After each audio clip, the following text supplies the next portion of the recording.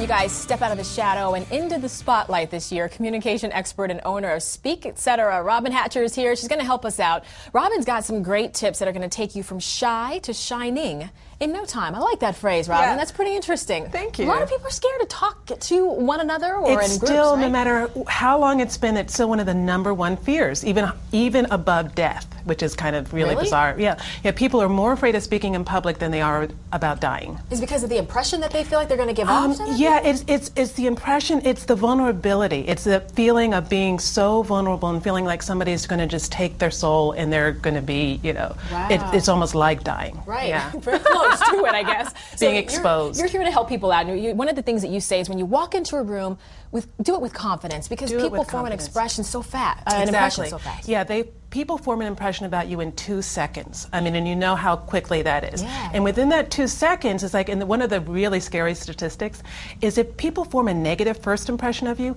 it can take up to 12 visits to undo that negative first impression. Okay. So it's really important to make that first impression really strong. Really, and standing up straight is one of your other tips too, right? Standing up straight is one of the tips. And a lot of people have that whole thing as like standing up straight, but then you don't want to stand up so straight that you look stiff and army bound.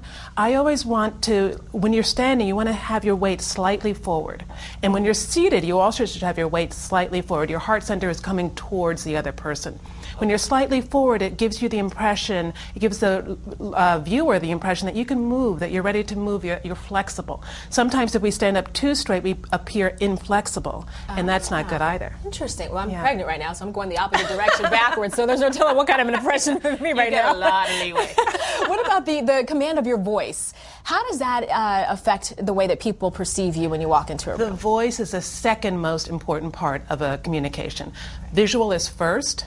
At 55% of the communication is visual, 38% of the communication is vocal. So the sound of your voice is extremely important, whether it has intonation, whether it's lower pitched. Unfortunately, ladies who have that higher pitched voice are not taken as seriously as the ones who can pitch their voices down.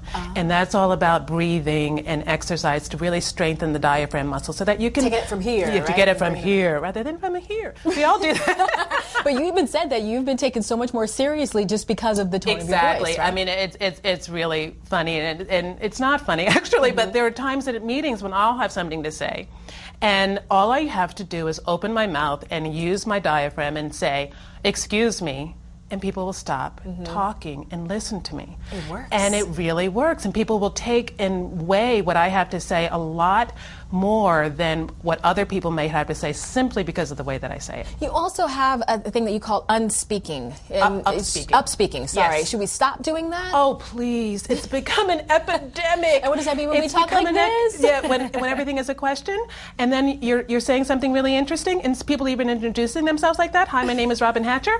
And nothing's registering at that point either. Nothing registers because, first of all, everything sounds the same, so it might as well be monotonous. But then also it's like, because the question means that you are unsure, you're not taken as seriously as if you were just saying and going down at the end of the sentence. Before we go, one tip that you do have, and I love too, people say all the time, if you're nervous, imagine people in their underwear. Yeah. And you say, please stop doing this. So what should we be doing instead? There are two things. Like when you're face to face, what I learned, which is so excellent, is you look at the person's forehead.